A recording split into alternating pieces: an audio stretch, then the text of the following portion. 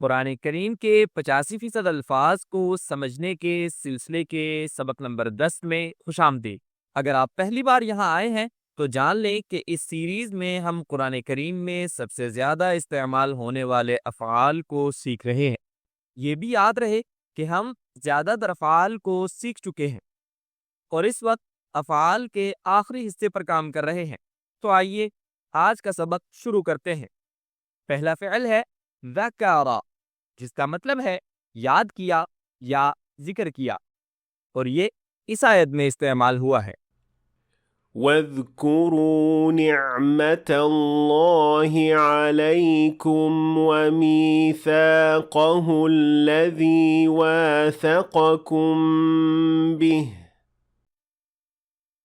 अगला फ़िल है रज़क़ा, जिसका मतलब है रिस्क दिया या फराहम किया, जैसे कि इस आयत में الذين يؤمنون بالغيب ويقيمون الصلاة ومما رزقناهم ينفقون. अगला फ़िल है सदाक़ा, जिसका मतलब है सच कहा। ये इस आयत में आता है। قل صدق الله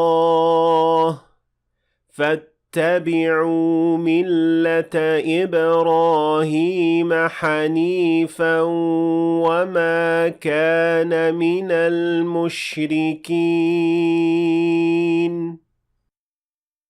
इसके बाद है फसाक़ा, जिसका मतलब है नाफरमानी की या हद से तजावुज किया, जैसे इस आयत में كذلك حقت كلمة ربك على الذين فسقوا أنهم لا يؤمنون. फिर है हकामा, जिसका मतलब है फैसला किया या हुक्म दिया, जैसे इस आयत में ومن لم يحكم بما أنزل الله فأولئك هم الفاسقون. अगला फ़िल है शकारा, जिसका मतलब है शुक्र अदा किया या शुक्रगुजार हुआ, जैसे इस आयत में ثم عفونا عنكم من بعد ذلك لعلكم تشكرون. इसके बाद है कैफारा, जिसका मतलब है इनकार किया या नाशुक्री की, और ये इस आयत में आता है। ولقد أنزلنا إليك آيات بينات وما يكفر بها إلا الفاسقون. फिर है अबदा, यानी इबादत की, जैसे कि इस आयत में ذلكم الله ربكم لا إله إلا هو خالق كل شيء فاعبدوه. अगला फ़िल है कतबा, जिसका मतलब है लिखा, मुकर्रर किया या फर्ज किया, और ये इस आयत में आता है।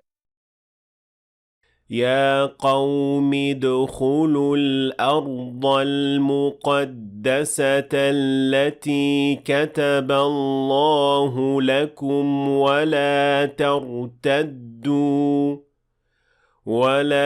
ترتدوا على أدباركم فتنقلبوا خاسرين. आखिर में है नज़ारा, जिसका मतलब है देखा या इंतजार किया, और ये इस आयत में इस्तेमाल हुआ है। انظر كيف يفترون على الله الكذب وكفى به إثما مبينا. یاد رکھیں، افعال سیکھنے کے بعد قرآن کریم کی تلاوت کرتے ہوئے ان پر غور و فکر اور تدبر کرنا اور انہیں استعمال میں لانا سب سے بہترین مشق ہے، ورنہ باتیں الجھ سکتی ہیں یا بھول بھی سکتی ہیں۔ دیکھنے کا شکریہ۔ مجھے امید ہے کہ آپ نے آج کچھ نیا سیکھا ہوگا۔ اگر سیکھا ہے تو ویڈیو کو لائک اور شیئر کریں تاکہ دوسرے لوگ بھی فائدہ اٹھا سکیں، اور اگر آپ مزید ایسی ویڈیوز دیکھنا چاہتے ہیں تو ہمارے چینل کو سبسکرائب کرنا نہ بھولیں، اور انشاءاللہ ملاقات ہوگی اگلے سبق میں۔